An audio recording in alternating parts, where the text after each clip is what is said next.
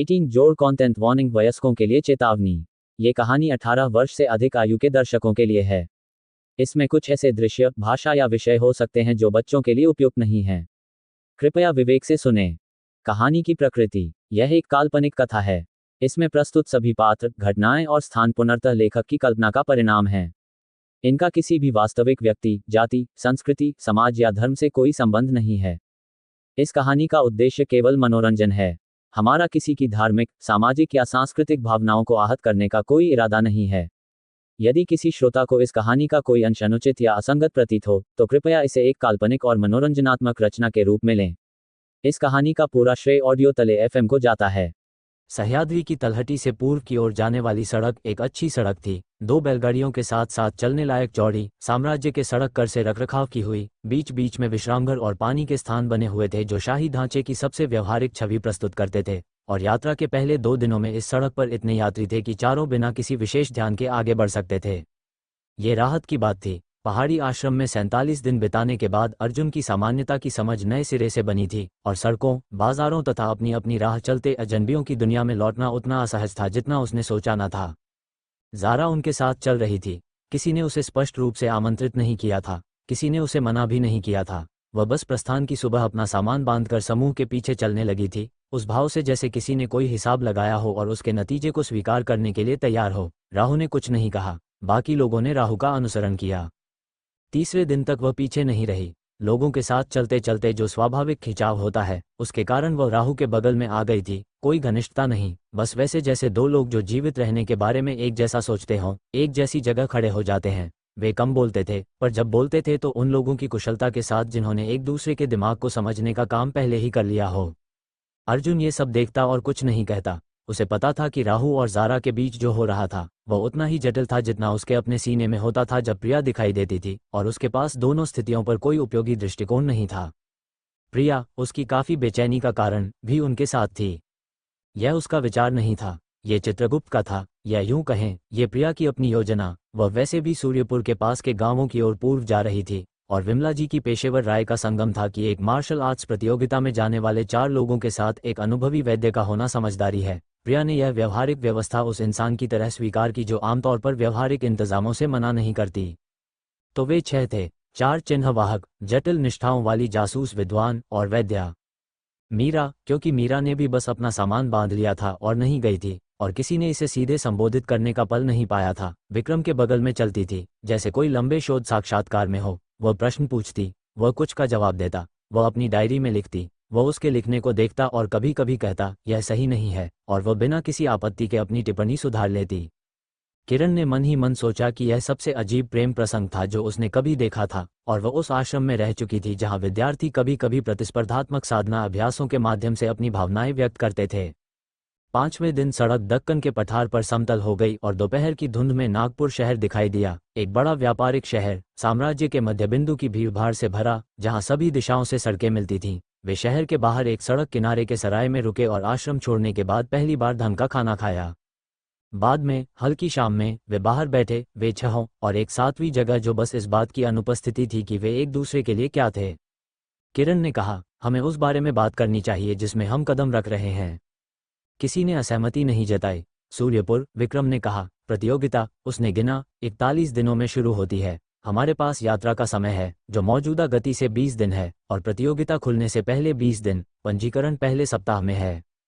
प्रारूप के बारे में हम क्या जानते हैं? अर्जुन ने पूछा। सूचना और भास्कर की टिप्पणियों से समूह पंजीकरण की अनुमति है। हम व्यक्तिगत रूप से नहीं बल्कि एक दल के रूप में प्रवेश कर सकते हैं। इससे शुरुआती राउंड में अधिक लचीलापन मिलेगा। विक्रम स्पष्ट रूप से इस बारे में दिनों से सोच रहा था। प्रतियोगिता ब्रैकेट आधारित है, समूह चरण के बाद एकल उन्मूलन। लगभग 200 पंजीकरण अपेक्षित हैं, 20-20 के प्रारंभिक समूहों में। प्रत्येक समूह से शीर्ष 4 मुख्य ब्रैकेट में आगे बढ़ेंगे। सूर्य, अर्जुन ने कहा, वह नाम जिस पर आश्रम के बाद से चर्चा नहीं हुई थी। सूर्य, विक्रम ने पुष्टि की, 5वां क्षेत्र। हम ठोस रूप से पहले क्षेत्र में हैं, दूसरे क्षेत्र का एकीकरण शुरू हो रहा है। अंतर महत्वपूर्ण है। चित्रगुप्त ने कहा था हम जीत सकते हैं, अर्जुन ने कहा। चित्रगुप्त ने कहा था हम जीत सकते हैं अगर हम वो बन जाएं जो हमें बनना है, किरण ने धीरे से सुधारा। उन्होंने ये भी कहा था कि हम अभी वहां नहीं पहुंचे। खामोशी। ज़ारा, जो इस दौरान चुप रही थी, बोली, प्रतियोगिता के बारे में कुछ बातें हैं जो किसी आधिकारिक सूचना में नहीं हैं। सबने उसकी तरफ देखा। उसने दृढ़ता से निगाहें मिलाईं। केदार साहू को प्रवेश करने वाले प्रतिभागियों पर खुफिया जानकारी देने का ठेका मिला था। मैंने रिपोर्टें पढ़ी हैं। प्रतियोगिता में अनौपचारिक श्रेणियां हैं, औपचारिक ब्रैकेट से परे राजनीतिक आयाम हैं। कुछ प्रतिभागियों से कुछ खास राउंड में कुछ खास कारणों से हारने की उम्मीद की जाती है। साम्राज्य प्रतियोगिता का उपयोग गुट की शक्ति को नियंत्रित करने के लिए करता है। यानी परिणाम तय हो सकते हैं, राहु ने कहा। कुछ परिणाम, सब नहीं। ऊपरी स्तर बहुत दृश्यमान है। अंतिम राउंड पूरे दरबार द्वारा देखे जाते हैं और उन्हें तय करना दिखाई देगा। लेकिन प्रारंभिक राउंड और निचला ब्रैकेट, उसने अर्जुन की तरफ देखा। अगर कोई शक्तिशाली व्यक्ति यह सुनिश्चित करना चाहे कि चिन्ह वाहकों का समूह बाद के राउंड तक न पहुंचे, तो तंत्र मौजूद है। अर्जुन ने सोचा, तो हमें इतना अच्छा होना होगा कि हमारे विरुद्ध कुछ तय करना संभव न हो। लगभग आपको प्रारंभिक राउंड इतने निर्णायक रूप से जीतने होंगे कि हस्तक्षेप दिखाई दे।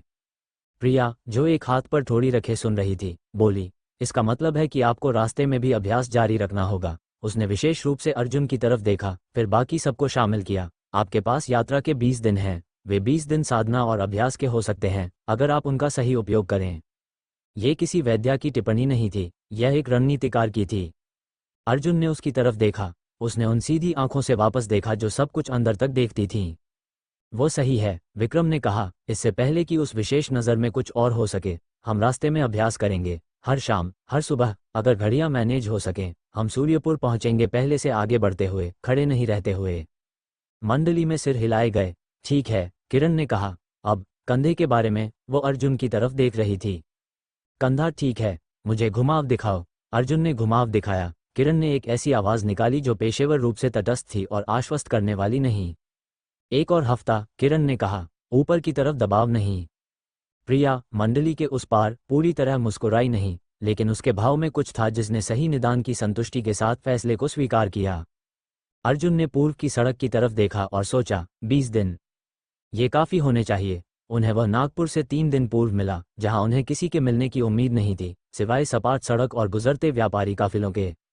वो सड़क के किनारे एक बड़े बरगद के पेड़ के नीचे बैठा था। एक बूढ़ा आदमी, नंगे पांव, एक यात्री का सरल धोती पहने जो यात्रा की परवाह करना बंद कर चुका हो। उसके सामने जमीन पर एक लकड़ी का कटोरा था और कटोरे के बगल में एक पत्थर पर लिखा था, कलारीपेट्टू के पाठ, 50 पैसे, केवल गंभीर विद्यार्थी।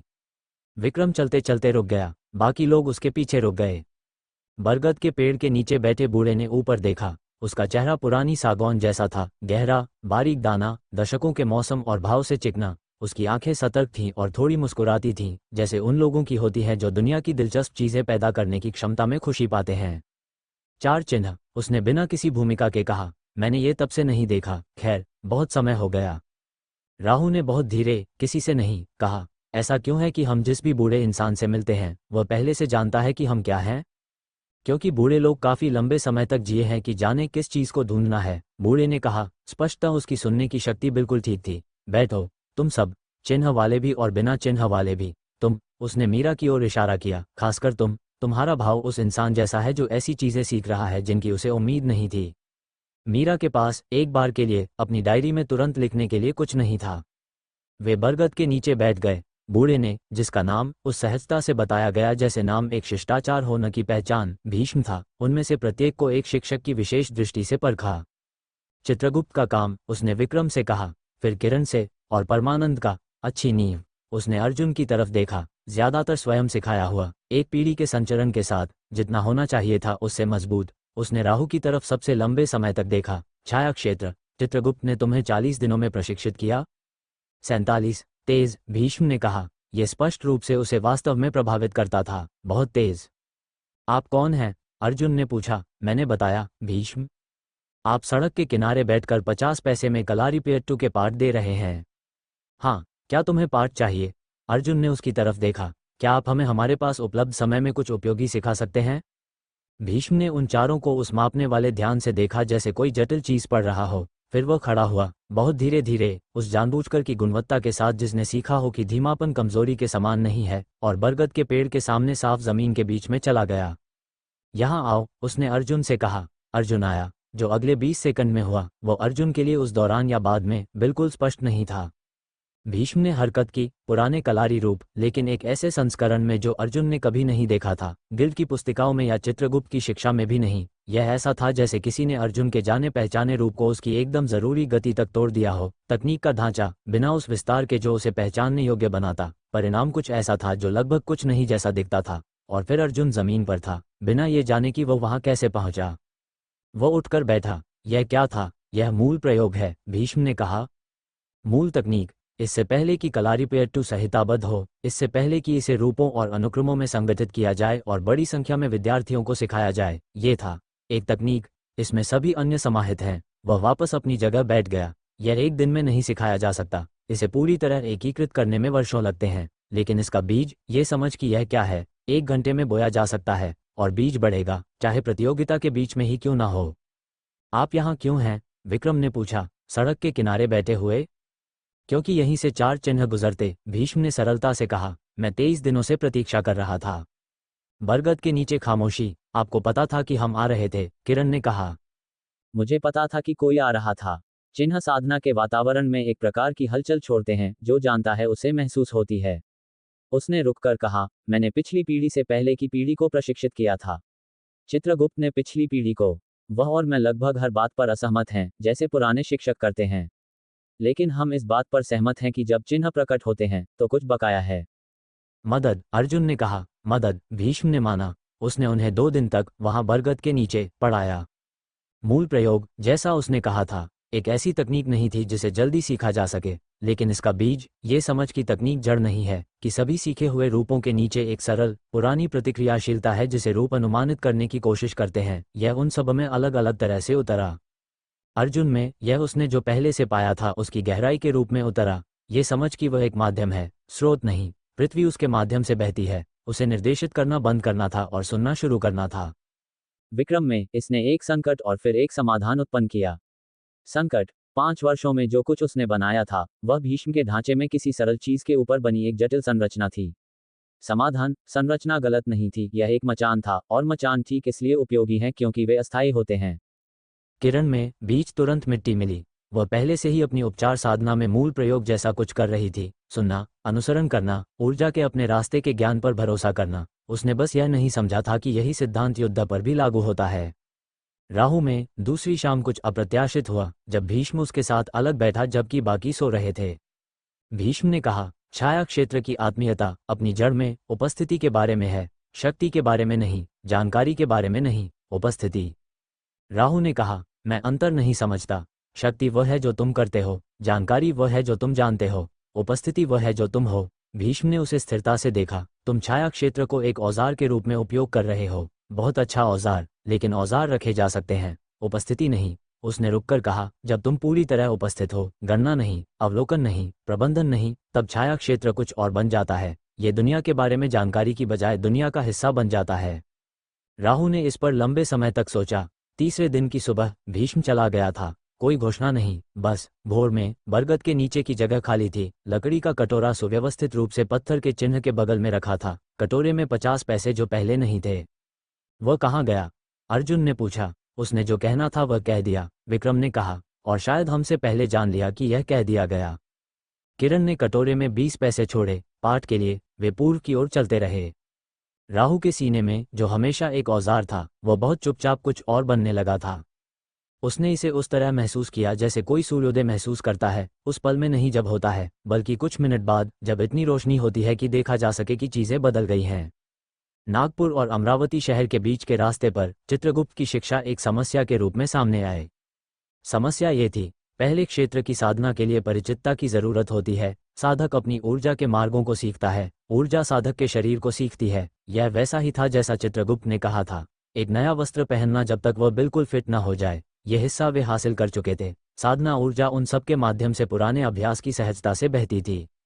दूसरा क्षेत्र अलग था। दूसरे क्षेत्र की साधना, स्वाधिष्ठान में केवल आंतरिक परिचितता नहीं बल्कि बाहरी दुनिया के साथ सक्रिय जुड़ाव चाहिए था। ऊर्जा को बाहर पहुंचना था, बाहरी तत्वों के साथ संपर्क बनाना था और उसे बनाए रखना था। अर्जुन के लिए इसका मतलब था अपनी पृथ्वी अग्नि ऊर्जा को चारों ओर की जमीन और वस्तुओं से जोड़ना, न केवल अभ्यास मंच की पत्थर से बल्कि वास्तविक जीवित पृथ्वी से। विक्रम के लिए इसका मतलब था हवा को केवल उसके साथ बहने देने की बजाय विशिष्ट तरीकों से निर्देशित करना। किरण के लिए इसका मतलब था उपचार ऊर्जा को स्पर्श से परे फैलाना, दूरी पर महसूस करना। राहु के लिए इसका मतलब था छाया क्षेत्र का अपने शरीर की तत्काल परिधि से परे विस्तार और बाहर पहुंचना, बाहरी वास्तविकता के साथ सक्रिय रूप से जुड़ना कुछ खर्च करता था। अर्जुन ने ये यात्रा के 8वें दिन शाम के प्रशिक्षण सत्र के दौरान खोजा। वह अपनी साधना ऊर्जा को उस सड़क के हिस्से में फैला रहा था जहां वे पड़ाव डाले हुए थे, मूल प्रयोग के बीच की नई गहराई से नीचे की जमीन की भूवैज्ञानिक संरचना को महसूस कर रहा था। उसे एक भ्रंश रेखा मिली, 20 फीट नीचे पत्थर में एक दरार जो पूर्व पश्चिम चलती थी, पुरानी, स्थिर, पृथ्वी की गहरी आंतरिक ऊर्जा की एक विशेष गुणवत्ता लिए सतह की पृथ्वी से अलग, ठंडी, धीमी, पुरानी। उसने और गहरे पहुंचने की कोशिश की और तुरंत कीमत चुकाई। थकान की एक लहर उसे एक भौतिक झटके की शारीरिक वास्तविकता से मारी। वह सड़क पर बैठ गया, उसके हाथ कांप रहे थे, उसकी हथेली पर अंबर चिन्ह उस तरह टिमटिमा रहा था जैसे पहले कभी नहीं हुआ था। प्रिया उसके पास पहुंची इससे पहले कि उसने पूरी तरह स्थिति को समझा। सांस लो, उसने कहा। पेशेवर शांति, धीरे, इससे भी धीरे। अच्छे, क्या हुआ? वह बोल पाया। तुम कुछ खत्म कर बैठे। वह उसकी नाड़ी जांच रही थी। कलाई, गला, खून नहीं, सामान्य ऊर्जा नहीं, जो कुछ भी तुम साधक लोग उपयोग करते हो।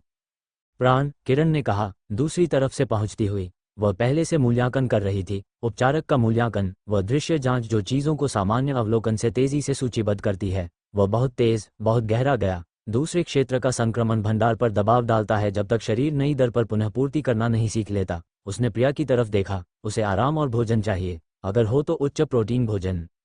मेरे पास अंडे हैं, प्रिया ने कहा। वह पहले से अपने थैले में थी। अर्जुन सड़क पर बैठा रहा और एक वैद्य द्वारा उबले अंडे खिलाए जाने की असम्मान स्वीकार की जबकि उसकी साधना ठीक हो रही थी। उसके चारों ओर बाकी लोग उस स्वाभाविक चिंता से इकट्ठे हो गए थे जो लंबे समय तक साथ रहने के बाद किसी एक की तकलीफ सबको प्रासंगिक लगने लगती है। यहाँ तक कि मीरा ने भी अपनी डायरी रख दी थी। ये तुम सबके साथ होगा, किरण ने समूह से कहा। दूसरे क्षेत्र का संक्रमण, बाहर का विस्तार, ऊर्जा भंडार खर्च करता है जिसे शरीर अभी तक प्रबंधित करना नहीं सीखा। हम सब दीवार से टकराएंगे, प्रशिक्षण जरूरी है, लेकिन हमें विस्तार की गति नियंत्रित करनी होगी। हमारे पास गति नियंत्रित करने का समय नहीं है, विक्रम ने कहा। हमारे पास प्रतियोगिता के बीच में से किसी के ढह जाने का समय भी नहीं है, किरण ने कहा। उसने हफ्तों में इस क्षेत्र में एक शांत अधिकार विकसित कर लिया था। शरीर की सीमाओं के बारे में किरण से कोई बहस नहीं करता था। एक प्रोटोकॉल है, चित्रगुप्त ने इसका उल्लेख किया था, लेकिन पूरी तरह सिखाने का समय नहीं था। शून्य तकनीक, यह एक पुनःप्राप्ति विधि है, उच्च तीव्रता दूसरे क्षेत्र के काम करने वाले साधकों के लिए बनाई गई। मैं रोगशास्त्र में इसके बारे में पढ़ रही थी। ये साधना चिकित्सा खंड में उल्लिखित है। उसने रुककर कहा, मैं इसे आज रात सिखा सकती हूँ, अगर सब सीखना चाहें। हाँ, विक्रम ने कहा। हाँ, अर्जुन ने जमीन से कहा।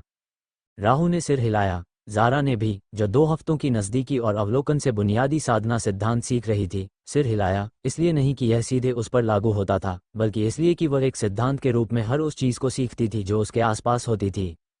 शून्य तकनीक, जैसा पता चला, मूलतः एक निर्देशित आराम था, नींद नहीं, एक विशिष्ट गहरी शिथिलता की अवस्था जो प्राण भंडार को तेज गति से पुनः पूर्ति करने देती थी, साथ ही धीमी, निरंतर गहरी श्वास के साथ जो किरण के अनुसार पर्यावरण से परिवेशी साधना ऊर्जा खींचती थी और उसे शरीर के अपने भंडार में प्रसंस्कृत करती थी। इसे सिखाने में 40 मिनट लगे। किरण एक अच्छी शिक्षक थी, धैर्यवान, सटीक, उस विशिष्ट सटीकता के साथ सुधार करती हुई जो किसी ऐसे व्यक्ति की हो जो अपनी उपचार संवेदनशीलता से महसूस कर सकती थी कि विद्यार्थी की तकनीक सही है या नहीं। शाम के अंत तक उन चारों ने शून्य का एक सत्र किया था। अर्जुन, जिसे इसकी सबसे ज्यादा जरूरत थी, इससे बाहर आया एक स्पष्टता के साथ जो उसे आश्चर्यचकित करती थी। थकान नहीं गई थी, लेकिन काफी कम हो गई थी। टिमटिमाता चिन्ह फिर से स्थिर था। प्रिया ने अग्निकुंड के पास से यह उस भाव से देखा जैसे किसी के ज्ञान का क्षेत्र अप्रत्याशित दिशा में बढ़ा हो। यही है जो तुम कर रहे हो, उसने किरण से कहा। उपचार ऊर्जा, इसीलिए तुम जो करती हो वो कर पाती हो कुछ हद तक, और तुम इसे सिखा सकते हो। सामान्य सिद्धांत, हाँ। किरण ने उसकी तरफ देखा। तुम्हारे हाथ बहुत स्थिर हैं और शरीर की जागरूकता अच्छी है। शून्य तुम्हारे लिए आसान होगा, पुनः प्राप्ति अनुप्रयोग, साधना भाग नहीं। उसने सोचा, सिखाओ मुझे। उसने उसे सिखाया। इसमें 30 और मिनट लगे। अर्जुन, अपनी ठीक होती क्षैतिज स्थिति से ये देखते हुए सोचा, समूह इसी तरह काम करते हैं। एक इंसान जो जानता है वह सबका ज्ञान बन जाता है, और कुल मिलाकर योग किसी भी व्यक्तिगत हिस्से से बड़ा हो जाता है। यह उसके पास पहले नहीं था, न मृतिका में जहां हर कोई मुख्य रूप से अपनी जीविका संभाल रहा था, न आश्रम के संक्षिप्त हफ्तों में जहां प्रशिक्षण गहन लेकिन व्यक्तिगत था। ये कुछ नया था। वह अपनी पीठ पर लेट गया और तारों को देखने लगा और खुद को सावधानी से इसका नाजुक और वास्तविक भार महसूस करने दिया। उसके चारों ओर आग जली और 6 लोगों ने खाया और बातें की और साझा सामग्री से बनाई जाने वाली किसी चीज की तरह एक दूसरे के बीच ज्ञान का आदान प्रदान किया। उसकी हथेली पर चिन्ह स्थिर और गर्म था। पूर्व में आगे सूर्यपुर प्रतीक्षा कर रहा था। वह तैयार होगा, किसी न किसी तरह वह तैयार होगा। ये यात्रा के 12वें दिन हुआ और हुआ इसलिए क्योंकि अर्जुन बहुत अधिक जोर लगा रहा था। वह जानता था कि वह बहुत अधिक जोर लगा रहा है। किरण ने ये 2 बार कहा था। प्रिया ने अपनी आंखों से कहा था, जो शब्दों से कहने से किसी तरह अधिक सीधा था। यहाँ तक कि विक्रम ने भी, जो अधिकांश चीजों को उस सटीकता के साथ देखता था जो समझती है कि अत्यधिक बल अपनी ही अकुशलता है, बिना पुनः प्राप्ति के तीव्रता के घटते प्रतिफल के बारे में एक सावधान टिप्पणी की थी। अर्जुन ने ये इनपुट नोट किए और फिर भी जोर लगाता रहा। कारण था सूर्य। उसने सूर्य को नहीं देखा था। उसके पास चित्रगुप्त के संक्षिप्त विवरण, 23 साल का, 4 साल की उम्र से प्रशिक्षित, 5वां क्षेत्र से परे कोई दृश्य छवि नहीं थी। और फिर भी सूर्य अर्जुन के दिमाग के पिछले हिस्से में स्थायी रूप से बस गया था। एक निरंतर उपस्थिति जिसे अर्जुन की प्रतिस्पर्धी प्रवृत्ति ने वर्षों की कमतरी से तेज होकर एक ऐसे प्रेरणा के स्रोत में बदल दिया था जो दबाव से तेजी से अप्रभेद्य होता जा रहा था। 12वें दिन शाम के प्रशिक्षण सत्र के दौरान उसने पृथ्वी अग्नि ऊर्जा को उससे कहीं अधिक आगे धकेला जितना उसने पहले कभी किया था। पहुंच बढ़ाते हुए, संबंध गहरा करते हुए, दूसरे क्षेत्र की सीमा खोजने की कोशिश करते हुए जिसे चित्रगुप्त ने एक ऐसी दीवार बताया था जिसे पर्याप्त निरंतर दबाव से तोड़ा जा सकता था।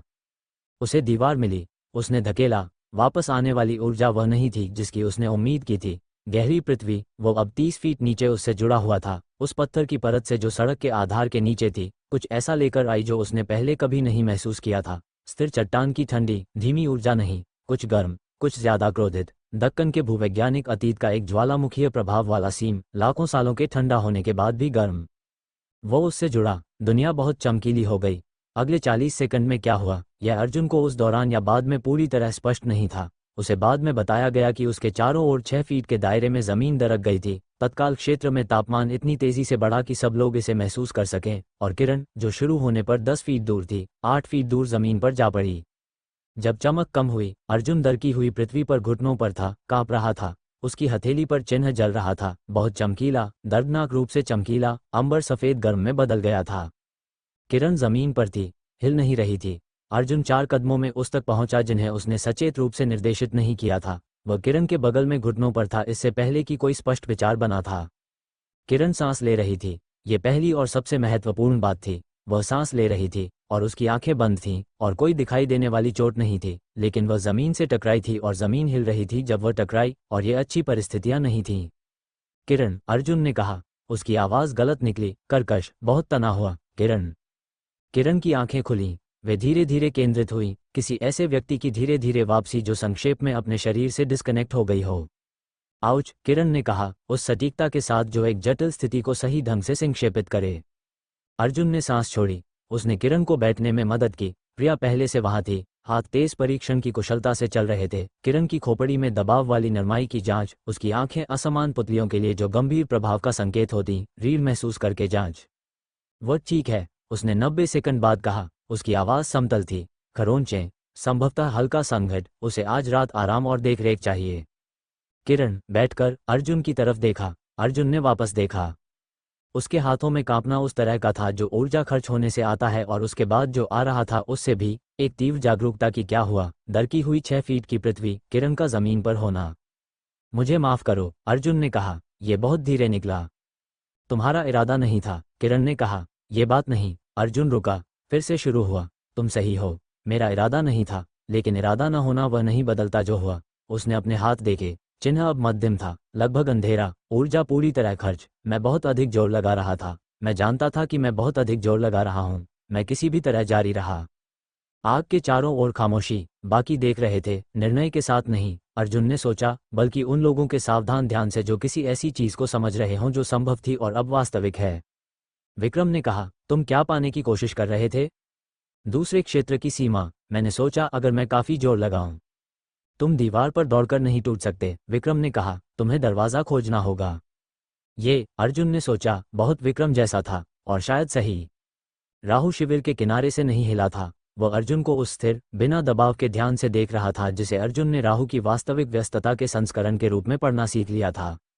भूमिगत ज्वालामुखी असीम, राहु ने कहा, तुम उससे जुड़े?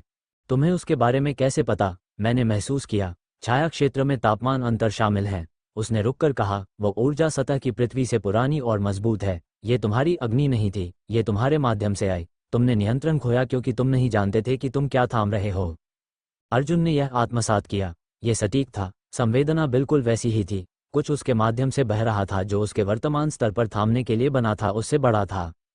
किरण ने अपनी बैठी हुई स्थिति से उस विशेष संभाव के साथ कहा जो किसी ऐसे व्यक्ति का होता है जिसने तय कर लिया हो कि किसी स्थिति के साथ सबसे उपयोगी काम उसे समझना है। इसीलिए चित्रगुप्त ने कहा था कि प्रशिक्षण क्रमिक होना चाहिए। दूसरा क्षेत्र बड़े स्रोतों तक पहुंच खोलता है। शरीर और चिन्ह को उन्हें चैनल करने के लिए तैयार होना होगा।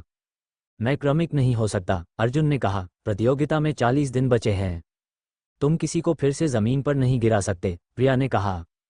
ये कठोर नहीं था, ये बस सटीक था, जिस तरह प्रिया के आकलन हमेशा सटीक थे, और अर्जुन ने इसे स्वीकार किया।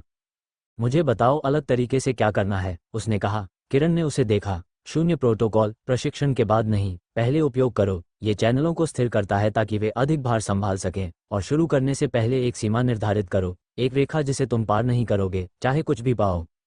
और अगर रेखा काफी नहीं है तो तुम रेखा पर रुकते हो और कल वापस आते हो। किरण ने रुककर कहा, अर्जुन, सूर्य के पास 19 साल का प्रशिक्षण है। हम उसे 40 दिनों में नहीं समेट सकते। हम वह बन सकते हैं जो बनने में हम सक्षम हैं। यही हम कर सकते हैं। अर्जुन इसके साथ बैठा, अपने हाथों के साथ चिन्ह मध्यम और ठीक होता। उसके चारों ओर की दर की पृथ्वी जो भी स्थिरता गहरी सीमा अनुमति देती थी उसमें वापस बैठ रही थी।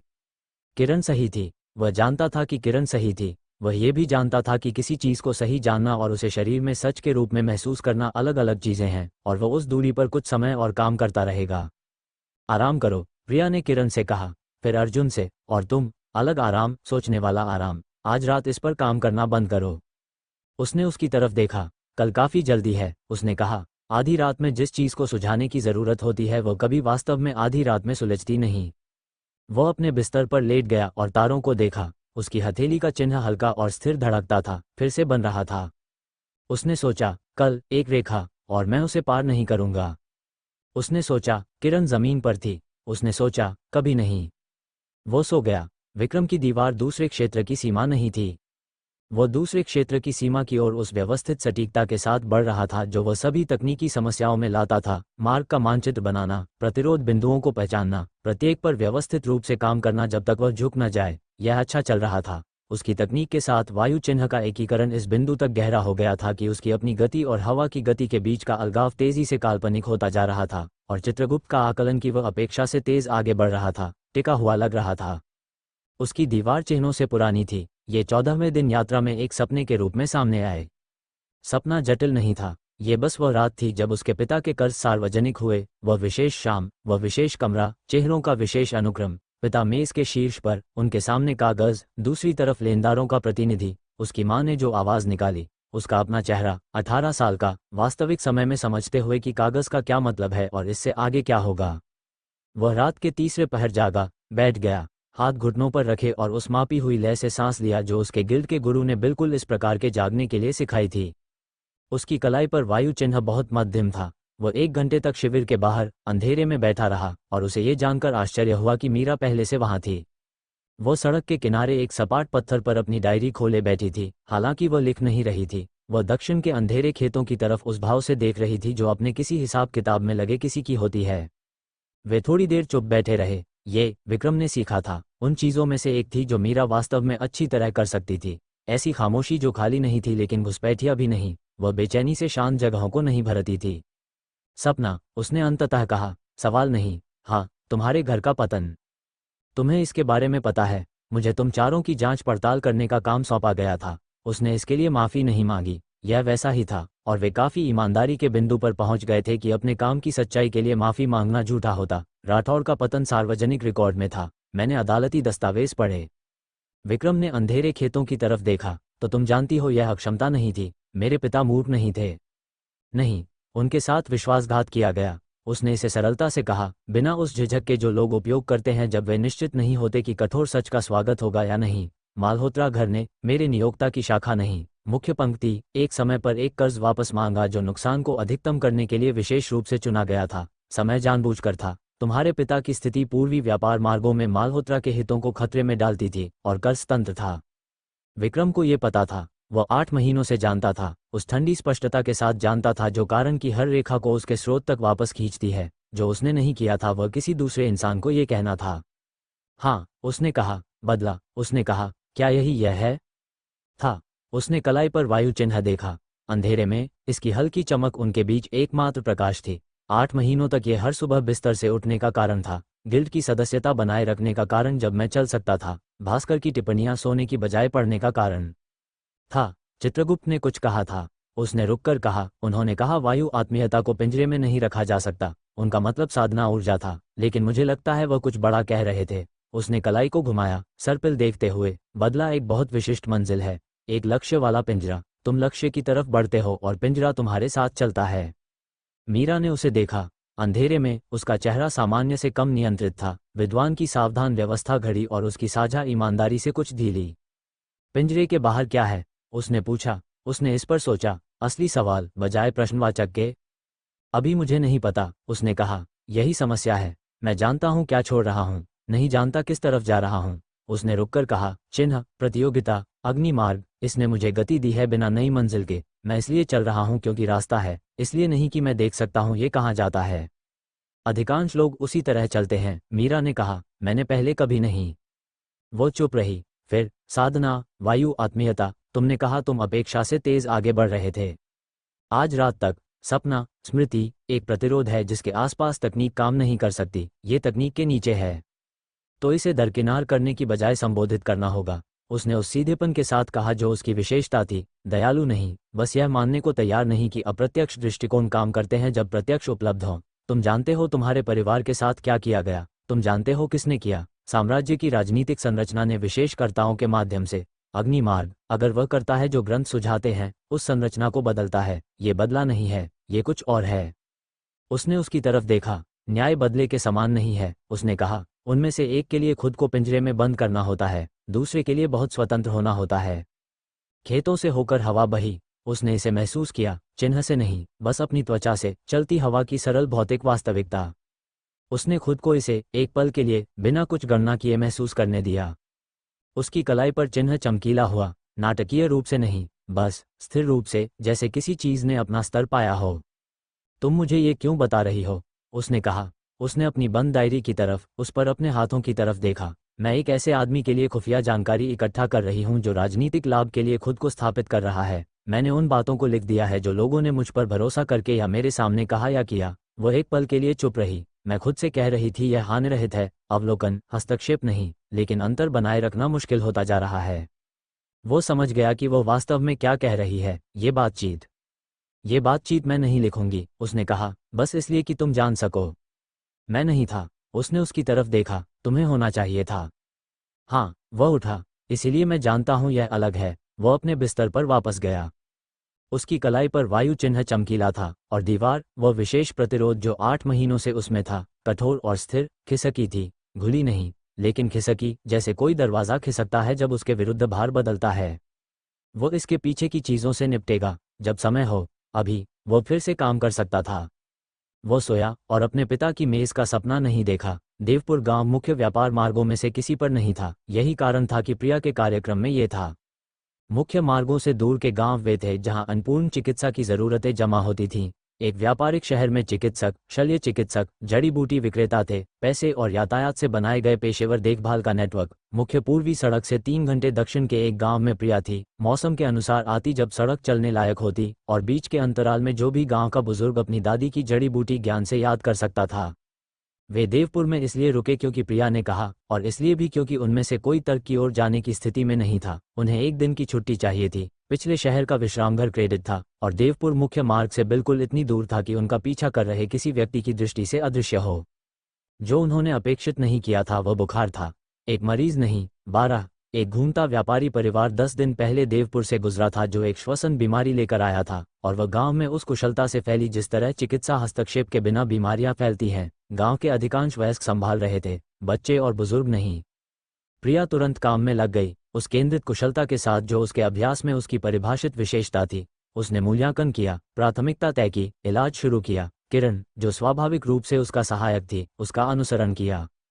दूसरे घंटे तक वह उसके पास उस चेहरे के साथ आई जो उसने पहले उसमें नहीं देखा था। ठीक ठीक, संदेह नहीं, बल्कि अपने ज्ञान की सीमा 3 है, उसने चुपचाप कहा। एक बच्चा, 8 साल, एक बूढ़ी औरत और 50 के दशक का एक आदमी। बीमारी तीनों के फेफड़ों तक पहुंच गई है। मेरे पास उन्हें संभालने के लिए जड़ी बूटियां हैं, लेकिन यह उससे परे है जो अकेली जड़ी बूटियां संबोधित कर सकती हैं। उन्हें फेफड़े अंदर से साफ चाहिए। उसने उसकी आंखें मिलाई। तुम समझ रहे हो ना मैं क्या कह रही हूँ? वो समझता था। जिस तकनीक का वह वर्णन कर रही थी वह रोगशास्त्र में प्राणवायु शुद्धि, श्वास प्राण शुद्धिकरण शीर्षक के तहत थी। इसके लिए उपचारक को साधना ऊर्जा को सीधे मरीज के श्वसन चैनलों में फैलाना था। जल आत्मीयता का उपयोग करके बंद क्षेत्रों के माध्यम से बहकर उन्हें अंदर से साफ करना था। यह उसी खंड में तृतीय क्षेत्र से नीचे के अभ्यासकर्ताओं के लिए एक वर्जित तकनीक के रूप में भी सूचीबद्ध थी। कारण, तृतीय क्षेत्र के विकास के बिना उपचारक की ऊर्जा किसी दूसरे व्यक्ति के आंतरिक चैनलों को चैनल क्षति के जोखिम के बिना नेविगेट करने के लिए अपर्याप्त रूप से स्थिर थी। गलत अनुप्रयोग बीमारी से अधिक नुकसान कर सकता था। किरण ठोस रूप से पहले क्षेत्र में थी, दूसरे क्षेत्र का एकीकरण शुरू हो रहा था। वह तृतीय क्षेत्र के आसपास कहीं नहीं थी। वह बीमार कमरे के बाहर खड़ा रहा और रोगशास्त्र की प्रविष्टि को देखा जो उसने पिछले 10 मिनट में 4 बार पढ़ी थी। प्रिया उसके बगल में खड़ी थी। उसने धक्का नहीं दिया, वह प्रतीक्षा करती रही। तकनीक के लिए उसने शुरू किया। तृतीय क्षेत्र, मैं जानती हूँ, मैंने इसे तुम्हारे किताब रखने के बाद पढ़ा। उसने रुककर कहा, पाठ टिप्पणी में एक क्वालिफायर है। वह पाठ टिप्पणी चूक गया था। उसने वापस पलटाया। पाठ टिप्पणी में लिखा था, तत्काल मृत्यु जोखिम की स्थितियों में असाधारण प्राकृतिक संवेदनशीलता का एक अभ्यासकर्ता निम्नलिखित बाधाओं के तहत तकनीक का प्रयास कर सकता है। प्रवेश धीमा होना चाहिए, ऊर्जा जल तापमान या उससे नीचे होनी चाहिए, और अभ्यासकर्ता को चैनल प्रतिरोध के पहले संकेत पर वापस लेना चाहिए। जल प्राकृतिक आत्मीयता वाले प्रथम द्वितीय संक्रमणकालीन स्तर के अभ्यासकर्ता द्वारा इन बाधाओं के तहत प्रयास की गई तकनीक की 60% सफलता दर है। अभ्यासकर्ता को प्रतिक्रिया चोट का 40% जोखिम है। उपचार के अभाव में मरीज को मृत्यु जोखिम 48 घंटों में लगभग 90%। उसने इसे 2 बार पढ़ा। 60%, प्रिया ने कहा। 40% मौका कि मैं खुद को चोट पहुंचाऊं, या बदतर 90% मौका कि वे इसके बिना मरें। उसने इसे सरलता से कहा, धक्का नहीं, बस संख्याएं स्पष्ट रूप से बताई गईं। उसने किताब बंद की। उसने सोचा कि चित्रगुप्त ने क्या कहा था, जीवित की देखभाल करो, पहला कर्तव्य। उसने सोचा कि भीष्म ने क्या कहा था, शक्ति नहीं, उपस्थिति। उसने सोचा कि उसके अपने शिक्षक परमानंद को कभी कहने की जरूरत नहीं थी क्योंकि उन्होंने इसे इतनी पूरी तरह मूर्त रूप दिया था कि यह आश्रम की हवा में था। उपचारक का जीवन उन जीवनों से अधिक मूल्यवान नहीं है जिन्हें वे बचा सकते हैं। ये कम मूल्यवान भी नहीं है, ये बराबर है। उपचारक को तोलना होगा। उसने तोला था। मुझे कमरे में तुम्हारी जरूरत है, उसने प्रिया से कहा। अगर प्रतिक्रिया जोर से आती है, मुझे तकनीक की अवस्था से बाहर निकालने के लिए किसी की जरूरत है। तुम्हें पता चलेगा कैसे? मेरी सांस बदल जाएगी। मैं जानती हूँ, उसने कहा, मैं देखूंगी। उसने पहले 20 मिनट शून्य अवस्था में बिताए, गहरी पुनःप्राप्ति साधना, लेकिन साथ ही, जैसा अब वह समझता था, विस्तार से पहले खुद को स्थापित करने का एक तरीका। फिर वह पहले बच्चे के पास गया, सबसे छोटा, बीमारी सबसे कम उन्नत, बड़े मामलों से पहले एक आधार तकनीक थी। वह बाद में किसी ऐसे व्यक्ति को नहीं समझा सका जिसने कुछ समान अनुभव नहीं किया था। ये पानी बनने जैसा था। किसी दूसरे व्यक्ति के चैनलों में प्रवेश करना आक्रमण नहीं था, सही ढंग से, उस उपस्थिति की गुणवत्ता के साथ जिसका भीष्म ने वर्णन किया था। ये पानी के पत्थर के माध्यम से प्राकृतिक मार्ग खोजने जैसा था। उसने जोर नहीं किया, वह बहा। साफ किया गया मार्ग अंदर से एक बंद नाली खुलने जैसा महसूस हुआ। ऊर्जा फिर से सही ढंग से चलने लगी, सूजन कम होती, श्वास मार्ग धीरे धीरे खुलता। वो 20 मिनट बाद इससे बाहर आया, पीछे बैठा और सांस ली। बच्चे की सांस बदल गई थी, यहाँ तक कि उस समय से जब उसने शुरू किया था। उसने बूढ़ी औरत के साथ किया, फिर 50 के दशक के आदमी के साथ। वह आदमी सबसे कठिन था। उसके चैनल पुराने, अधिक जटिल थे, और बीमारी सबसे लंबे समय से वहां थी। 2 बार किरण ने वह प्रतिरोध महसूस किया जिसके बारे में पाठ टिप्पणी ने चेताया था और हट गई, रुकी, एक अलग दिशा से फिर से प्रवेश किया। तीसरी बार प्रतिक्रिया की लहर इतनी जोर से आई कि प्रिया ने उसकी सांस बदलते देखकर उसके कंधों पर हाथ रखे और कहा, रुको। वह रुका, फर्श पर बैठा, प्रतिक्रिया को उसके माध्यम से जाने दिया और बाहर। जब ये साफ हुई, आदमी की छाती उस नियमितता से उठ और गिर रही थी जो 3 दिनों से नहीं थी।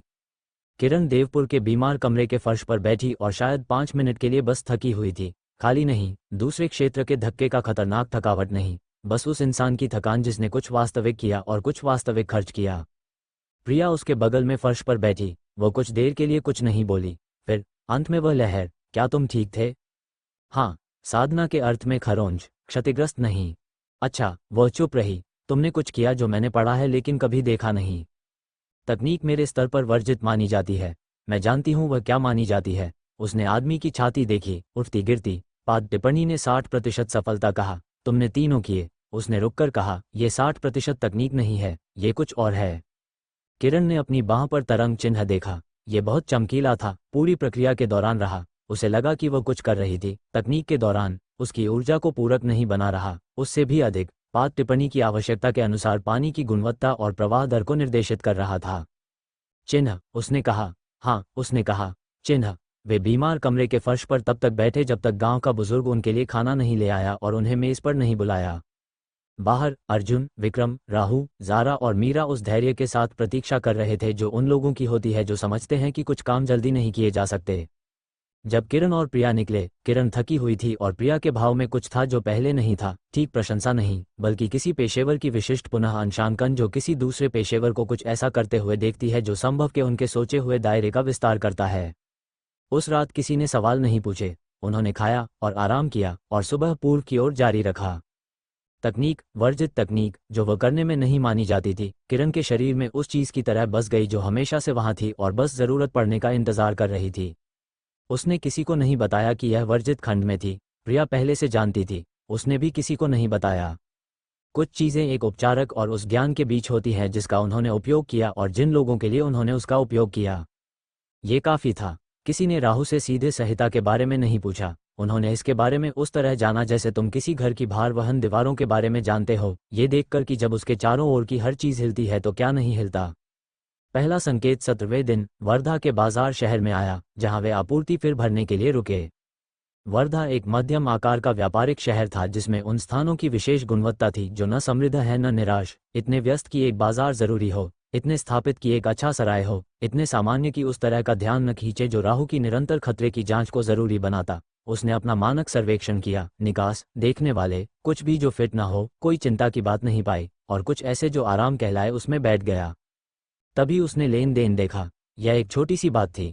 एक खाने की दुकान पर व्यापारी एक बच्चे को गोद में लिए औरत को चावल का एक पाव बेच रहा था, और चावल का वजन गलत था। राहु, जिसे अधिकांश चीजों की मात्राओं के लिए एक सहज अंशांकन विकसित हुआ था जो वर्षों से ठीक ठीक ये जानने से आया कि वह क्या संभाल रहा है, इसे पहली नजर में देख लिया। माप कम था, लगभग 15%। व्यापारी को पता था, जब औरत अपने बच्चे की तरफ देखती थी तब तराजू का छोटा त्वरित समायोजन आकस्मिक नहीं था। औरत ने पैसे दिए, चावल लिया, चली गई। व्यापारी अगले ग्राहक पर चला गया। राहु एक पल के लिए बाजार में खड़ा रहा, फिर उसने व्यापारी से एक माप चावल खरीदा। खरीद का उपयोग तराजू को ज्यादा ध्यान से देखने के लिए किया, पुष्टि की, 15% कम, व्यवस्थित। यह एक निरंतर अभ्यास था, और पास में चाय की दुकान पर बाकी लोगों के पास वापस आया।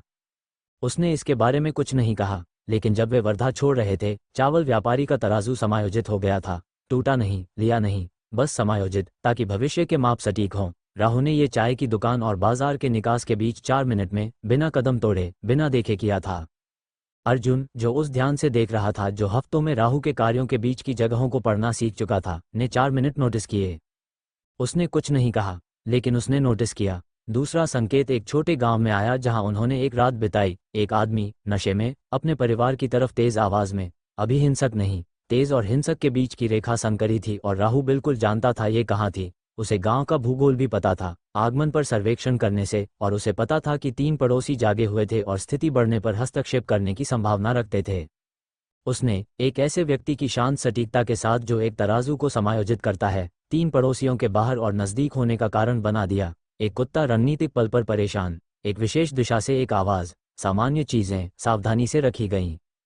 पड़ोसियों ने हस्तक्षेप किया इससे पहले कि रेखा पार हो। राहु इसके हल होने से पहले ही सो चुका था। ज़ारा ने ये सब देखा। उसने इसे उस ध्यान से देखा जो उन तंत्रों को पहचानता था। उसे उन लोगों द्वारा प्रशिक्षित किया गया था जो इन्हीं कौशलों को काफी कम सौम्य उद्देश्यों के लिए उपयोग करते थे। और 18वीं शाम को, जब वे एक छोटे जलाशय के किनारे पड़ाव किए हुए थे और बाकी लोग विभिन्न चीजों में व्यस्त थे, वो राहु के पास बैठी और बोली, संहिता। उसने उसकी तरफ देखा। तुम्हारे पास नियम है, उसने कहा, 3 जीवित रहने के नियम नहीं, दूसरे वाले, जो इस बारे में है कि तुम कौशलों के साथ क्या करोगे और क्या नहीं। वो एक पल के लिए चुप रहा। हाँ, निर्दोषों को कभी नुकसान मत पहुंचाओ, जितनी जरूरत हो उससे ज्यादा कभी मत लो। जो बिना पूछे ठीक कर सको वह ठीक करो। उसने रुककर कहा, मैं 1 हफ्ते से देख रही हूँ। निर्दोष वाला स्पष्ट है, राहु ने कहा, बाकी वे बाद में आए, अलग अलग परिस्थितियों में। कितने नियम, उसने सोचा। अभी 7। उसने जलाशय की तरफ देखा, स्थिर पानी, शाम की आखिरी रोशनी पकड़े। वे कहाँ से आए? मैं 13 साल का था जब अकेले रहना शुरू किया। पहला साल, जीवित रहना, बस इतना।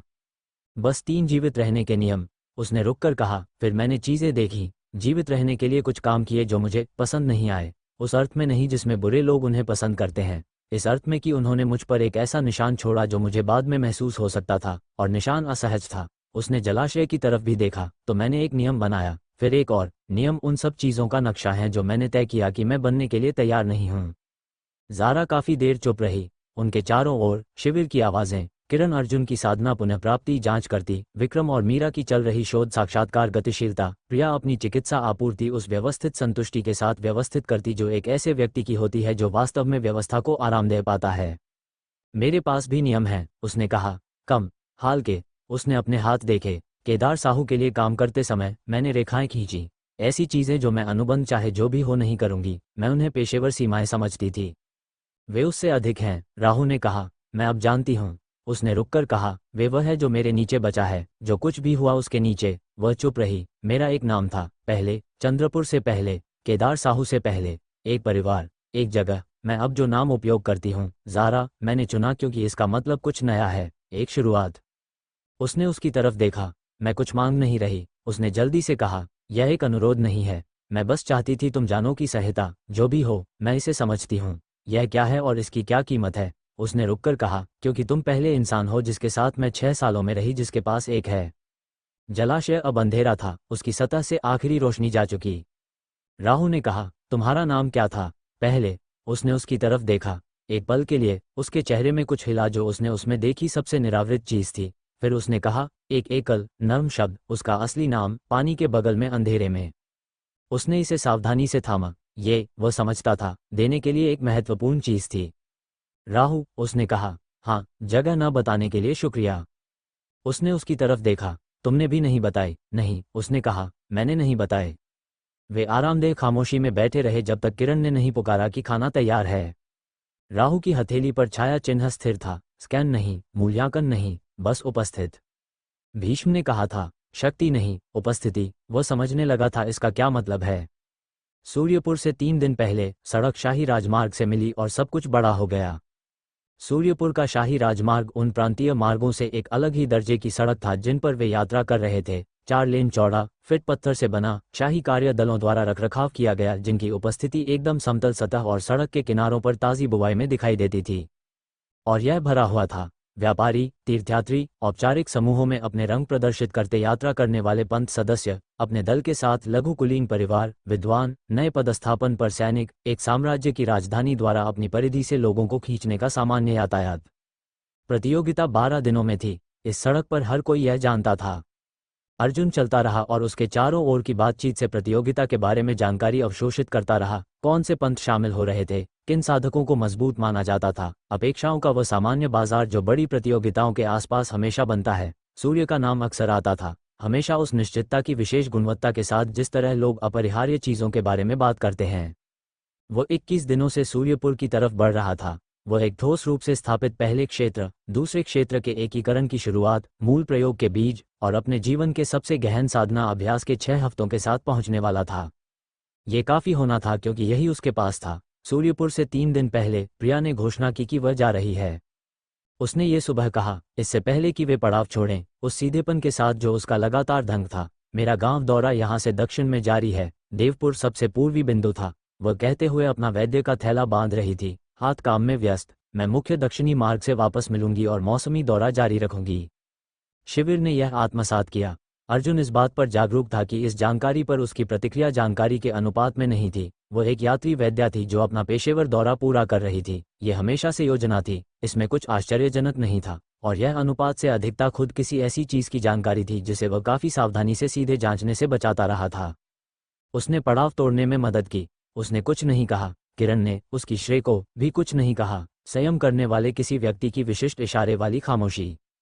सुबह की यात्रा उन्हें एक चौराहे पर ले आई जहां शाही राजमार्ग पूर्व में जारी रहता था और एक द्वितीयक सड़क दक्षिण मुड़ती थी। वे वहां रुके, एक स्वाभाविक विराम जैसा यात्रा उन बिंदुओं पर उत्पन्न करती है जहां मार्ग अलग होते हैं। बाकी लोगों ने थोड़ी दूरी पर खुद को व्यस्त रखने के कारण खोजे। ये, अर्जुन ने नोट किया, एक समन्वित प्रयास था और उनमें से कोई भी सूक्ष्म नहीं हो रहा था।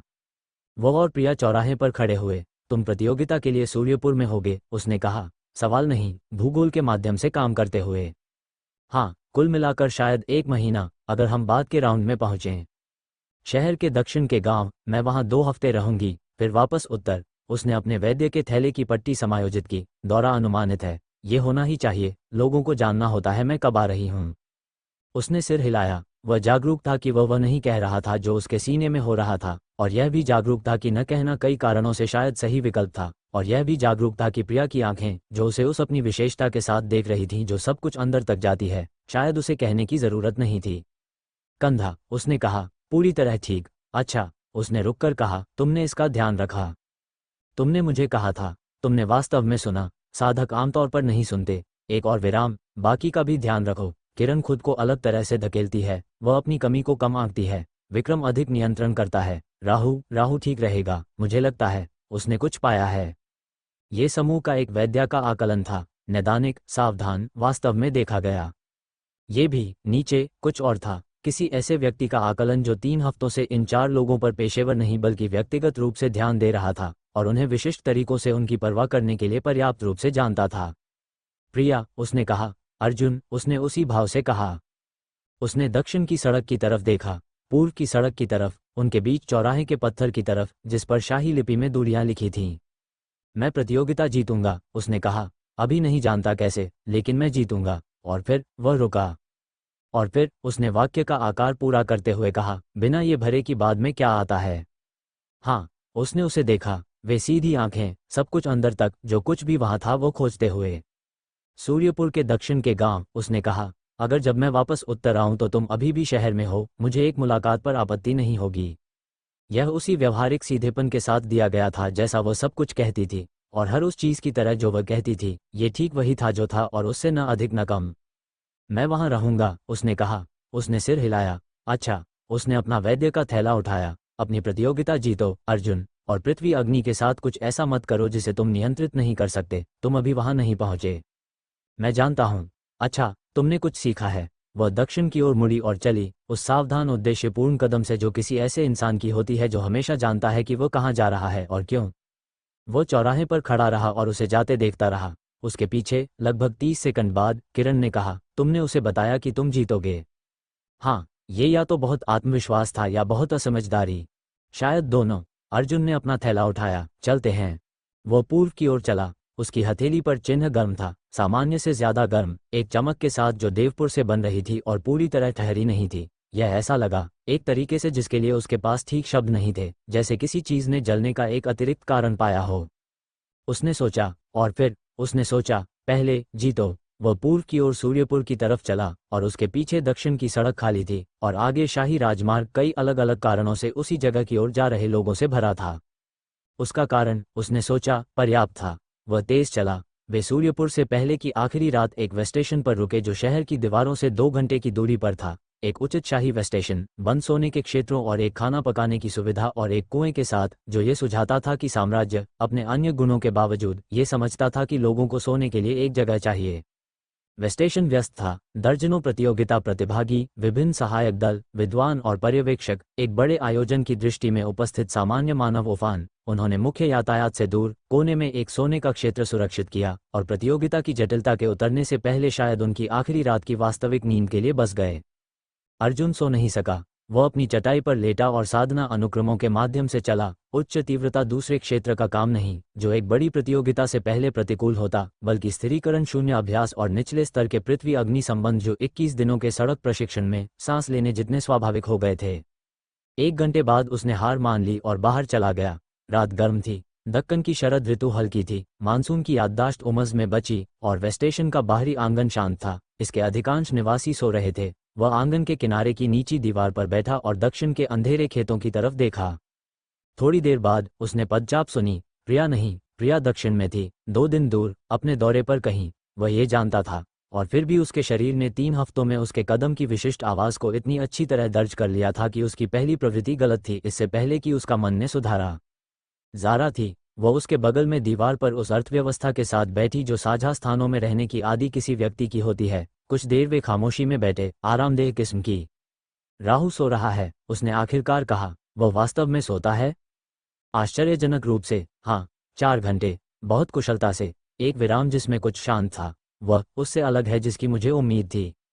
किस पर आधारित उम्मीद? उन नेटवर्कों में उसकी प्रतिष्ठा पर जिनमें मैं चली। लोग नाम जानते थे, उसका नाम नहीं। वह अपना असली नाम उपयोग नहीं करता या नहीं करता था, लेकिन विवरण, नंदग्राम का छाया दौड़ाक, केदार साहू से चोरी करने वाला। उसने रुककर कहा, कहानियां उसे कठोर बनाती थीं, केवल कठोर। वो कठोर है, अर्जुन ने कहा, वो दूसरी चीजें भी है। हाँ। उसने अंधेरे खेतों की तरफ देखा। उसने पिछले हफ्ते मुझे एक कंबल ढूंढ दिया। ठंड थी और उसने इसके बारे में कुछ नहीं कहा, बस एक कंबल छोड़ दिया। और जब मैंने उसे धन्यवाद कहा तो वह हल्के से नाराज दिखा, जैसे मैंने कुछ ऐसा देखा जो वो अदृश्य रहने का इरादा था। अर्जुन ने इस पर सोचा। राहु और दुनिया में छोटे समायोजनों के बारे में जो कोई नहीं देखता, ये बहुत सटीक है। मैं जानती हूँ। वह चुप रही। मैं ऐसी बातें नहीं कहना चाहती जो वे जो हैं उससे बड़ी हों। मैंने पहले ऐसी बातें कही थीं जो वे जो थीं उससे बड़ी थीं, और वे टूट गईं। उसने अपने हाथ देखे, लेकिन मुझे लगता है कुछ बढ़ रहा है, बहुत धीरे। मैं चाहती हूँ यह सही गति से बढ़े। ये समझदारी जैसा लगता है, अर्जुन ने कहा। ये सावधानी जैसा लगता है, उसने कहा, लेकिन शायद ये एक ही हैं। वे आरामदेह खामोशी में बैठे रहे। फिर ज़ारा ने कहा, तुम उसके बारे में सोच रहे हो? उसने नहीं पूछा कौन सी। हाँ, उसने कहा, चौराहा। ज़ारा चौराहे की बातचीत की सुनाई दूरी में नहीं थी, वह काफ़ी निश्चित था, लेकिन उसने दृष्टिकोण और प्रस्थान देखा था, और उसने सीखा था, चीज़ों के आकार पढ़ने में बहुत अच्छी थी। उसने कहा वह वापस उत्तर आएगी, उसने कहा, दौरे के बाद। उसने कहा, अगर मैं अभी भी सूर्यपुर में हूँ। वह रुका। वह लगभग 2 हफ्तों में वापस होगी। लगभग। प्रतियोगिता 12 दिन की है। ज़ारा ने उसकी तरफ देखा। तुम अभी भी वहाँ हो सकते हो, अगर तुम काफ़ी आगे बढ़ो। या अगर मैं काफ़ी आगे नहीं बढ़ा और हमें फिर से संगठित होने की ज़रूरत है। तुम आगे बढ़ोगे, उसने कहा, सरलता से, बिना किसी विशेष जोर के। मैंने तुम्हें 3 हफ्तों से प्रशिक्षण करते देखा है, तुम आगे बढ़ोगे। वो एक पल के लिए चुप रहा। मुझे नहीं पता कैसे। वो फिर रुका। वो आमतौर पर शब्दों के लिए नहीं संघर्ष करता था, लेकिन यह विशेष विषय बार बार ऐसी जगहें ढूंढता था जहां शब्द अपर्याप्त थे। वो बहुत, मुझे नहीं पता इस बारे में उचित कैसे रहूं, मुझे इसका अनुभव नहीं है। एक और रुकावट। वह हल्का हास्यास्पद लगा। ज़ारा ने उसकी तरफ कुछ ऐसे भाव से देखा जो करुणा के करीब था और मनोरंजन के भी करीब था। तुम उसे पसंद करते हो, वह तुम्हें पसंद करती है। उसने तुम्हें बताया कि वह कहाँ होगी? तुमने उसे बताया कि तुम वहाँ होगे? उसने रुककर कहा, ये वास्तव में बस इतना ही है, अर्जुन। बाकी सब बस दिखाना है। उसने इस पर सोचा, फिर उसे कुछ याद आया। 3 हफ्ते की यात्रा से नहीं, बल्कि आश्रम में रहने के 12वें दिन, उस देर की दोपहर की बात जब मानसून की आखिरी बारिश अप्रत्याशित रूप से आई। उसे और प्रिया दोनों को रसोई के बगीचे में पकड़ती जहां वह उसे दिखा रही थी कि किरण को कौन सी जड़ी बूटियां भरने की जरूरत हो सकती है। बारिश तेजी से आई और वे धकी हुई कॉरिडोर की तरफ भागे और एक साथ वहां पहुंचे, दोनों सांस फूली हुई और हंसते हुए। असल हंसी, शिष्टाचार वाली नहीं, बल्कि वह आश्चर्यचकित, असहाय हंसी जो होती है जब कुछ सामान्य अप्रत्याशित रूप से आनंददायक हो जाता है। और एक पल के लिए, धकी हुई कॉरिडोर में चारों ओर बारिश के साथ, उसने उसकी तरफ देखा, पूरी तरह उसकी तरफ, जैसे वह चीज़ों को देखती थी। और उसने वापस देखा, और उनके बीच की दूरी बिल्कुल वैसी थी जैसी थी, और न तो किसी ने हिला। और फिर किरण कोने के आसपास से आई, वह भी भीगी हुई और थोड़ी खींची हुई, और पल बीत गया। उसने उस पल के बारे में तब से कई बार सोचा था, कि अगर किरण नहीं आई होती तो क्या होता। वो अभी इसके बारे में सोच रहा था, वे स्टेशन की दीवार पर, सूर्यपुर से पहले की रात। बाकी सब बस दिखाना है, उसने कहा। हाँ, ज़ारा ने कहा। वो थोड़ी देर और बैठा रहा, अंधेरे खेतों की तरफ देखता। फिर वो अंदर गया और अपनी चटाई पर लेट गया और बारिश और धकी कॉरिडोर और सीधी आंखों और उस विशेष पल की गुणवत्ता के बारे में सोचा जिसे उसने बहुत सावधानी से, बहुत सटीक रूप से नाम नहीं दिया था। उसने अभी, अंधेरे में, शांति से, उसे नाम दिया। उसने सोचा, मैं प्रतियोगिता जीतूंगा। जब वह वापस उत्तर आएगी तो मैं सूर्यपुर में रहूंगा, मैं दिखाऊंगा। उसकी हथेली पर चिन्ह गर्म था। वह सो गया। मीरा ने उस आखिरी रात वे स्टेशन में अपनी रिपोर्ट लिखी जब बाकी सो रहे थे। यह उसकी चौथी रिपोर्ट थी जो उसने समूह के साथ जुड़ने के बाद भेजी थी। पिछले 3 मानक कुरियर विधि से भेजे गए थे, व्यावसायिक पत्राचार में लपेटे हुए, एक कपड़े के व्यापारी को संबोधित जिसका प्रतिष्ठान उसके नियोक्ता के खुफिया नेटवर्क के लिए एक डेड ड्रॉप था। चौथी रिपोर्ट दूसरों से अधिक जटिल थी और वह लैंप कम करके और डायरी खोलकर सावधानी से लिखती रही। उस व्यक्ति की जागरूकता के साथ जो समझता है कि जो शामिल किया और जो छोड़ा दोनों ऐसे विकल्प हैं जिनके परिणाम हैं। जो उसने शामिल किया, चिन्हों की देखने योग्य विशेषताएं, चमक, प्रतिक्रियाशीलता, भावनात्मक अवस्थाओं और साधना तीव्रता से स्पष्ट सहसंबंध, प्रशिक्षण पद्धति जिसका उन्होंने उपयोग किया, चारों का अनुमानित साधना स्तर, प्रतियोगिता की योजना। जो उसने छोड़ा, वह सब जो विक्रम ने उसे रात की आग पर बताया था, देवपुर में किरण का वर्जित तकनीक का उपयोग, राहु की संहिता, जारा के अतीत के नाम। उसने जो लिखा वह पढ़ा, फिर जो नहीं लिखा उसे देखा। रिपोर्ट सटीक थी। यह उन तरीकों से भी अधूरी थी जो उसके नियोक्ता के लिए सबसे ज्यादा मायने रखते, मानवीय जानकारी, चरित्र की जानकारी, यह विशिष्ट बनावट कि ये चार लोग वास्तव में कौन थे, न कि उनके साधना स्तरों ने क्या सुझाया कि वे क्या कर सकते हैं। उसने कलम नीचे रखी। उसे व्यापक खुफिया जानकारी इकट्ठा करने के लिए भेजा गया था। वह प्रश्न के लगभग 40% पर व्यापक खुफिया जानकारी वापस कर रही थी। वह प्रश्न जिसका वह जवाब नहीं दे रही थी, क्यों? वह लैंप और डायरी के साथ बैठी और खुद पर वही विश्लेषणात्मक पद्धति लागू की जो वह हर चीज पर लागू करती थी। वह क्यों छुपा रही थी? क्या यह भावना थी? उसे विश्वसनीयता की समस्या के रूप में भावना को पहचानने के लिए प्रशिक्षित किया गया था, एक पूर्वाग्रह जो सटीक रिपोर्टिंग को विकृत करता। क्या यह गणना थी? क्या उसे विश्वास था कि अधूरी खुफिया जानकारी पूरी की तुलना में उसके नियोक्ता के हितों की बेहतर सेवा करती है? उसने इसकी जांच की। उसका नियोक्ता, सेवानिवृत्त लॉर्ड, सावधान और स्थिति बना रहा, ने कहा था कि वह जानकारी चाहता है, कार्रवाई नहीं। वह विकल्पशीलता बनाए रख रहा था। उसके घर में गलत हाथों में पूरी खुफिया जानकारी उस कार्रवाई का आधार बन सकती थी जो उसने खुद आदेश नहीं दिया था। एक अधूरी रिपोर्ट उसे साधना डेटा देती और मानवीय डेटा को बाहर रखती, जिसका मतलब था वह उन तरीकों से हस्तक्षेप करने के उपकरणों के बिना स्थिति बना सकता जो वह नहीं चाहती थी। यह एक सुसंगत औचित्य था। उसने ये भी जांचा कि क्या वह इस पर विश्वास करती है या क्या वह किसी ऐसी चीज के लिए औचित्य बना रही थी जो वास्तव में सरल थी। उसने ये परीक्षण पूरा नहीं किया। उसने रिपोर्ट को सील किया और उसे पते पर लिखा और सुबह के कुरियर के लिए रख दिया। सोने के क्षेत्र में विक्रम उससे दूर हटा हुआ था। उसने उसकी पीठ देखी, वास्तविक नींद में किसी की विशेष स्थिरता, न कि नाटकीय स्थिरता। उसकी कलाई पर वायु चिन्ह कमरे के पार से भी हल्का दिखाई दे रहा था। वह स्थिर नर्म सर्पिल। वह 22 दिनों से उसे देख रही थी। उसे एक शिकायत के साथ एक बेदखल किए गए रईस की उम्मीद थी और एक प्रतिभा जो उसे खतरनाक बनाती, एक उपयोगी संपत्ति या एक उपयोगी खतरे की खुफिया प्रोफाइल। यह इस बात पर निर्भर करती कि चीजें कैसे विकसित हुई। उसने वे चीजें पाईं। उसने असाधारण गुणवत्ता के एक इंसान को भी पाया, न कि प्रदर्शित गुणवत्ता जो रईस प्रशिक्षण उत्पन्न करता है, बल्कि कुछ ऐसा जो दबाव परीक्षण किया गया था और अपना आवश्यक आकार बनाए रखा था। उसने सील रिपोर्ट की तरफ देखा। उसने सोचा, मैं उसके साथ उन तरीकों से ईमानदार रही हूं जिन तरीकों से मैं अपने नियोक्ता के साथ ईमानदार नहीं रही। यह एक महत्वपूर्ण अवलोकन था। वो इसके साथ बैठी। सुबह में, किसी के जागने से पहले, वह वेस्ट स्टेशन के कुरियर कार्यालय में गई और सुबह के प्रेषण के लिए भुगतान किया। उसने सील रिपोर्ट सौंप दी। वह सोने के क्षेत्र में वापस आई और उस व्यक्ति की कुशलता से अपना सामान बांधा जिसने एक निर्णय लिया था जिसे वह आज और नहीं जांचेगी। जब वह वापस आई तो विक्रम जागा हुआ था। उसने उसकी तरफ, उसके बंधे हुए थैले की तरफ, उसके चेहरे पर जो कुछ हो रहा था उसकी तरफ देखा। तुमने एक रिपोर्ट भेजी, उसने कहा। हाँ, तुमने क्या शामिल किया? उसने उसकी आंखें मिलाईं। साधना स्तर, प्रशिक्षण पद्धतियां, प्रतियोगिता की योजनाएं, एक विराम, देखने योग्य चिन्ह डेटा। उसने लंबे समय तक उसकी आंखें देखी। तुमने क्या छोड़ा? वह एक पल के लिए चुप रही। फिर, वे हिस्से जो मेरे नियोक्ता को बताते कि तुम वास्तव में कौन हो, न कि तुम क्या कर सकते हो। उसने लंबे समय तक उसकी तरफ देखा। उसने दूर नहीं देखा। क्यों? उसने कहा। उसने अपना थैला उठाया। क्योंकि देखने योग्य डेटा खुफिया है। दूसरे हिस्से, उसने रुककर कहा, दूसरे हिस्से देने के लिए मेरे नहीं हैं। उसकी कलाई पर वायु चिन्ह मुड़ा, धीमा, स्थिर सर्पिल। सूर्यपुर, उसने कहा, जब हम पंजीकरण करेंगे, तुम के रूप में आओगी। एक विद्वान पर्यवेक्षक, उसने कहा, मेरे दस्तावेज इसे समर्थन करते हैं। मैं प्रतियोगिता में नहीं रहूंगी, मैं दीर्घाओं में रहूंगी। देखते हुए, हमेशा, उसने रुककर कहा, यही मैं करती हूं। वो एक पल के लिए चुप रहा। फिर, मालहोत्रा घर, मुख्य पंक्ति, तुम्हारे नियोक्ता की शाखा नहीं, उनके पास प्रतियोगिता में लोग होंगे। हाँ, जो तुम्हारा चेहरा जानते हो, शायद। उसने इसके बारे में सोचा था, लेकिन मेरे दस्तावेज एक अलग नाम से पंजीकृत हैं, और मैं 3 सालों से सूर्यपुर में नहीं रही, और प्रतियोगिताओं में दीर्घाओं के लोग फर्श को देखते हैं, एक दूसरे को नहीं। तुम चिंतित नहीं हो। मैं हमेशा चिंतित रहती हूँ। मैं इसके बावजूद काम करने में सक्षम भी हूँ। उसने रुककर कहा, विक्रम।